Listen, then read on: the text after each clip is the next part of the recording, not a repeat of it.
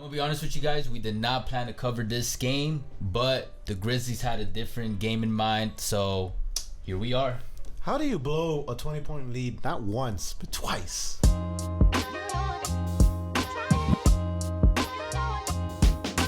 Alright guys, let's just get into it. Like, Memphis snatched this game away from Minnesota, but at the same time, Minnesota slipped up nasty. not slipped up. Not Man. slipped up? No, man. They royally fucked up. Like, if you thought the Atlanta Falcons like fucked up in the Super Bowl. You talking about the Super Bowl? Like the 28-3 debacle, like, nah, man. Like the Timberwolves they're like, hold my beer. At least this was only one game in the first round of the playoffs, yeah, not the Super Bowl. One game, but I think this cost them the series, man. I agree. Like that. I agree. Like that, man. Like, Cat, where the fuck are you, man? Like, I think I saw you in a milk carton, like, you know, like before getting over here, man. I mean, you could say the same thing about Ja, man. Where was Ja? But luckily, they got a man by the name of Bane, and we not talking about Batman. My bad, that was mad corny. Just forget I said that. Wow, just cancel the video. I know, right? I'm just gonna walk away.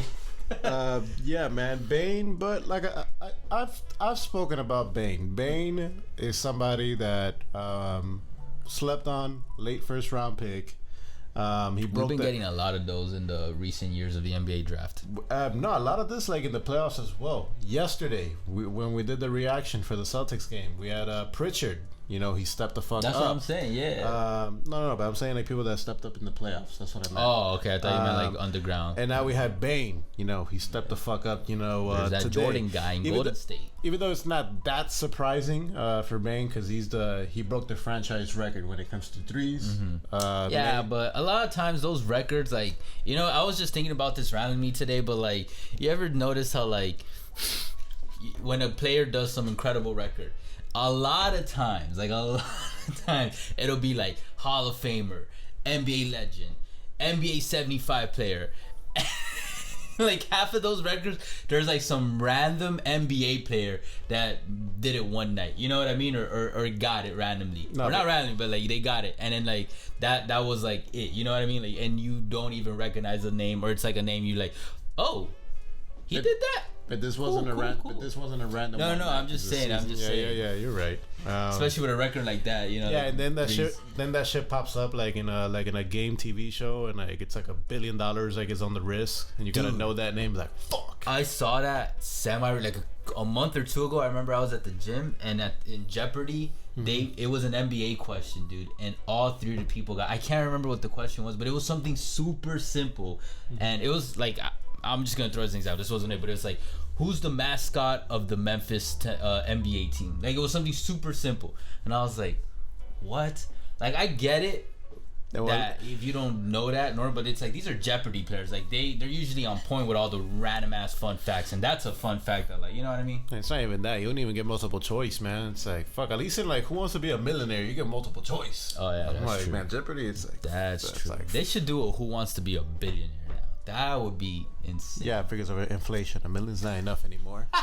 Low key. All right, but anyways, man, let's hop on. What were your takeaway? Before we get to the stats, man, you read my mind. I got a criticism.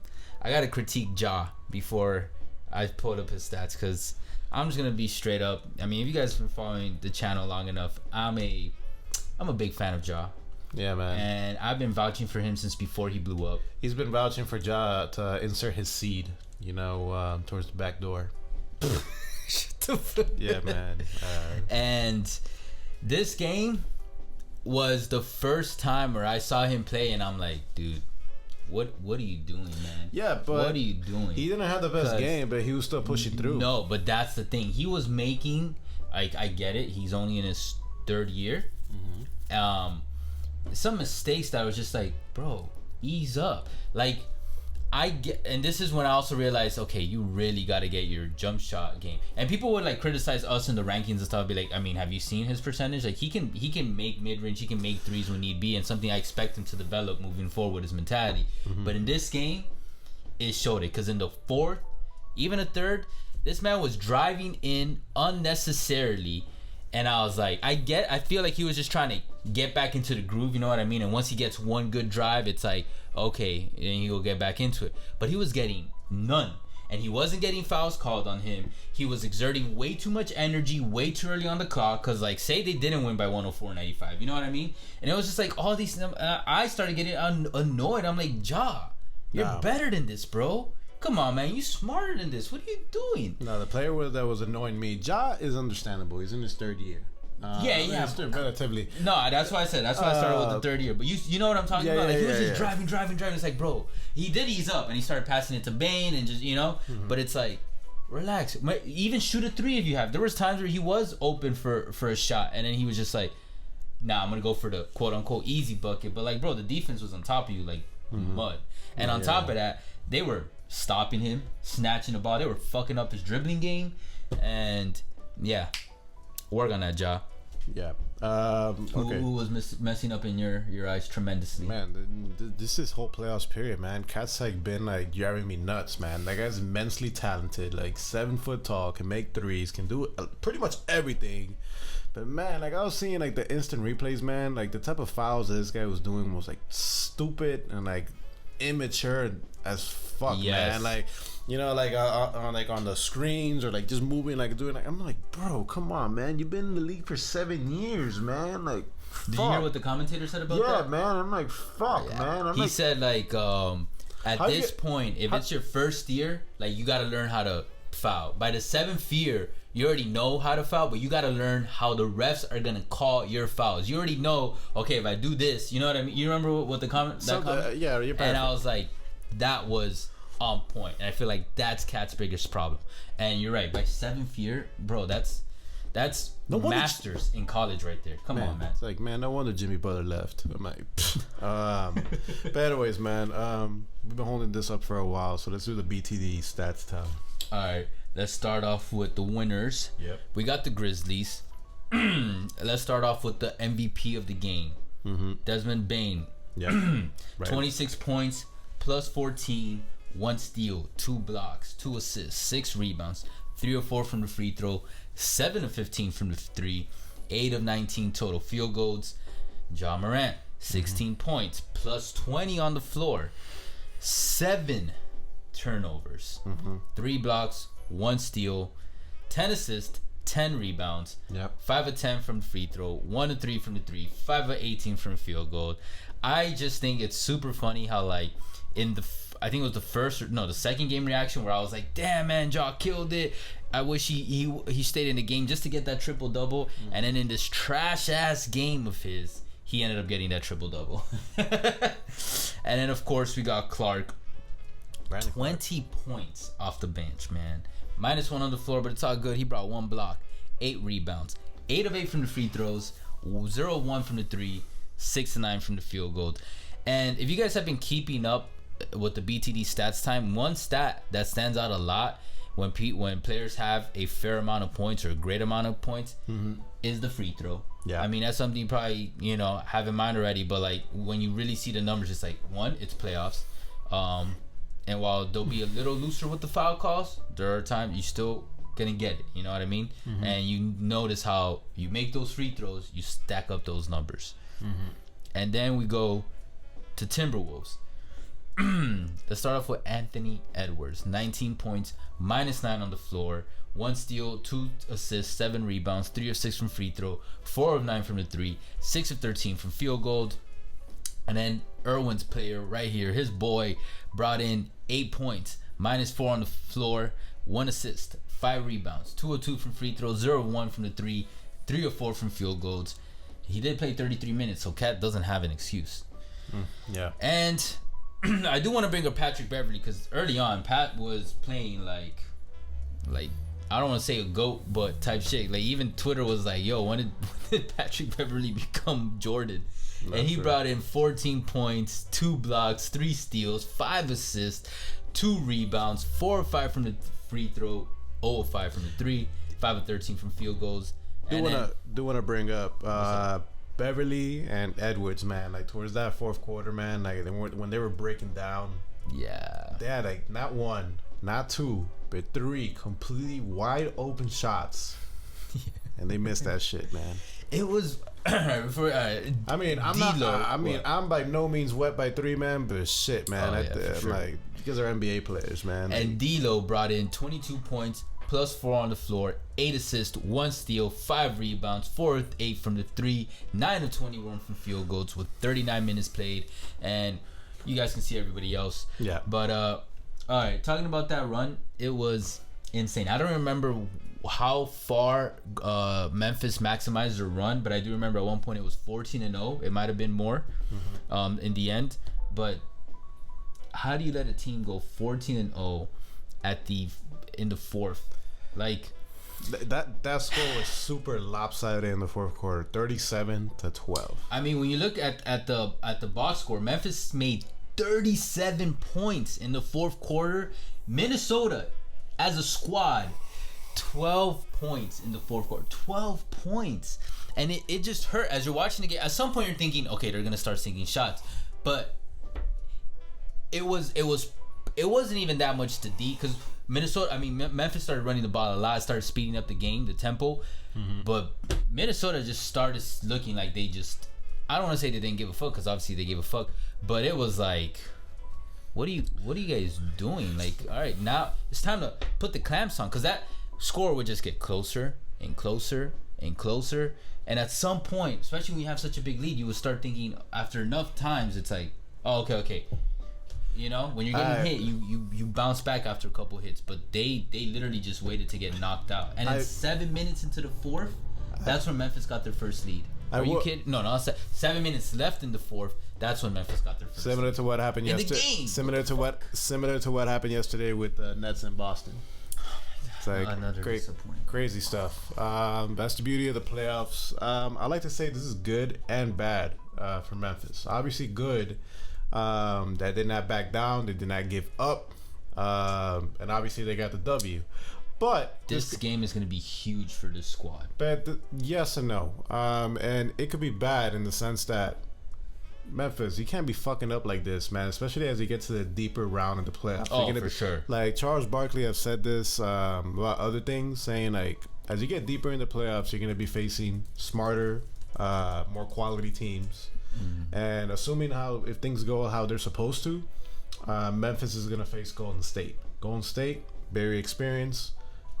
If you're down 20 versus Golden State, they're going to put their foot down that throat, and they're not going to allow you to come back. I'm going to be honest, like that's where Memphis's run ends. They're not going to get past Golden State, guys. Let's be honest. Let's have a one-on-one, whether you're a Memphis fan or not. Golden State, A1 franchise, A1 culture, A1 coach, couple of A1 players, now a couple of young A1 players, and it's not like I'm just saying like that's what they're making. Look at their run right now, their momentum that they have, and their championship pedigree, their experience. We'll see. What do you mean get the fuck? You want to put money on it? I'll bet you $50 right now Golden State would whoop Memphis. Like Memphis isn't even gonna have a shot at winning that series. Chill, man. Not a shot, man. You can't put money on it because you don't believe in Memphis. They have a shot. Shit right now. Yeah, they got a shot. I put my bet on Miami Heat. Are we talking about the Heat? Why do you always gotta bring up the Heat, bro? Hey man, you set yourself up for that, man. No, I didn't. You could bring it up in a Heat video. The fuck? They're gonna shut your ass up. This guy, you gotta get fucking Jimmy Butler's dick out your mouth. I mean, I am a stockholder of Big Face Coffee. That doesn't fall well. They're not. Are you really? Yeah, they're not public. Yeah, they are. Robin Hood. You talking shit right now? Okay, I was like, I didn't know for sure. That's something like they're not public. He was type it up. Anyways, guys. Okay, so do you think the series is already over? Memphis and Timberwolves. Yeah. I'm sorry, but like a two back-to-back consecutive wins like this. It's not just the fact that they're wins, but the wins are like this. I always say this, like, I'll say what you always say. They brought it up. Well, actually, no, I don't know who brought it up, but someone brought it up towards the end of this game. The series doesn't start until somebody loses in the at home. So there's that. So the series is officially. Well, actually, no, it started in the first game. What am I talking about? But Wolves came in with that momentum. That's cute, but that's all that was. That's what we're learning. They came in with that momentum. This was not a team that we were going to be like, oh my God, after the play, like they're going to go to the promised land. Like, no, it just happened to be that they were on the snowball that was really big, and they got that first W, and then the snowball started melting, and now it's gone. It's not even like small. It's just the snowball is global warming has consumed that snowball, and and then the first W that Memphis got was like confident, and then this W was just straight dagger to the heart, snatched away. And I always say, when you have one of those two games, you put some fear in that other team. They had both those type of games, so it's over. Memphis may pull out one more win, but this game, Minnesota might pull out one more win, but this game is done in 6. It's not going to 7. I think you said you thought it was going to go to 7. It could. I still think it's not going to 7. I still think that. You still think it'll lean in as going to 7? Most likely 6. I think the Wolves are gonna finally bring a playoff win to Minnesota after the longest time. For Game 4, tie it up. Dude, if they lose the next game, if it's tied up, you still have a chance. I'm leaning towards Memphis in 6, but don't be surprised if it goes 7. So you think Minnesota wins Game 4, Memphis wins Game 5 at home, and then they take it away in Minnesota Game 6? Correct. Okay. But guys, let us know in the comments. If Memphis wins next game, though, it's over in 5. I'll tell you that. Absolutely. Because they'll take it at home. There's no way Minnesota's coming back from that. No doubt about it. But guys, let us know in the last comment, because I thought about this when I was driving home. I'm gonna just say right now, this is the best team Memphis Grizzlies have ever had in franchise history. It is. Yeah, they have no chance versus the Golden State. Well, yeah, because they're still young, bro. It's like what I told you, man. It takes time, man. It takes experience. It takes this and that. So we talked about this. Is their first run. This is their first serious run. Mm-hmm. You know, we're not gonna count last year. They're little babies. I just remember they did beat Warriors in the playing game, but that was a different Warriors team. It wasn't a Warriors team with Jordan Poole, Clay back, everybody re-energized. Poole's there. You're right. But not playing the way he's now playing. He's at a different stage in his fucking play. Okay. You know what I mean? You don't think so? No, I mean, yeah. Okay, you said okay. I mean, no shit, man. The sky's blue, right? I'm like, come on, man. Jordan Poole is doing what I wanted Tyler Hero to do at this point in his career. I'll be honest. Don't disrespect Tyler Hero, man. Shut the fuck up. You're the most disrespectful Tyler Hero person I ever met, man. Again, just like Ja, I was high on Tyler early on. I was telling you, and you were like, let's get Bradley Beal. Let's get James Harden. I'm like, bro, do you know basketball, man? At that James time, Harden not going to get you a... What's James Harden doing in the playoffs, bro? Hey, man, they're about to sweep the Raptors. What's he doing? I mean, he's doing his thing, man. He's not doing his thing. I mean, kind of. Not really. He's eating those pigs. Kind of. I mean, not really. I mean, shit, he's helping out the strip clubs in that area, man. I'm like, that's true. He's donating some money to the community. Respect that. I always admire that. Single moms. Yeah, you know, I fuck with that. And guys, go watch our last reaction, Chi-Town versus Milwaukee, because that video tanked and our reactions have been doing good. Please go show some love to that. And if we don't, we're gonna hang ourselves. So this might be the last episode. We're kind of half joking. This got really dark. We need to grow. We need to cross 1,000, guys. Really by the end of before the start of summer. Let's cross 1,000 together, please. No, not even before the conference finals. We need to get to 1,000. Not the IRS is gonna hunt us down and put us to prison for. Okay, I'm just talking mad shit. It got real dark. Oh, it's good. It's cool. Don't laugh. I hope. I hope. Or they call health services on their asses. Yeah, for real. Sorry, this thing got flagged for community guidelines bullshit, whatever. Anyways, they find your address, bro, and tomorrow or 2-3 days from now, you got. Cops at your door. Get surf papers. Shit. Anyways, guys, appreciate all the love and the hate. You guys already know. Facebook, Twitter, TikTok, Instagram, all podcast streaming platforms. We'll catch you guys soon, or maybe not. We might be in prison. But anyways, later. Take care.